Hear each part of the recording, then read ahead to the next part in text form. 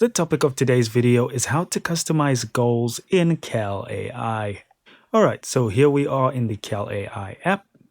And what we want to do is we want to click on the settings cog at the bottom right.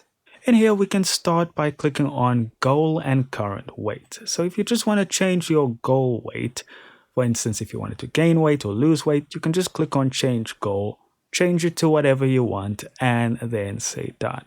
Alternatively, if you want some more customization, then go to adjust macronutrients.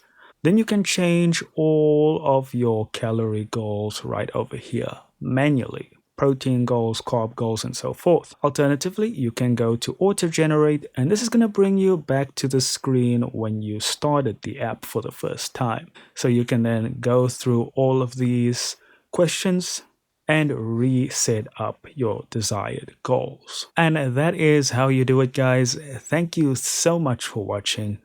Do consider liking and subscribing, and I'll see you in the next video.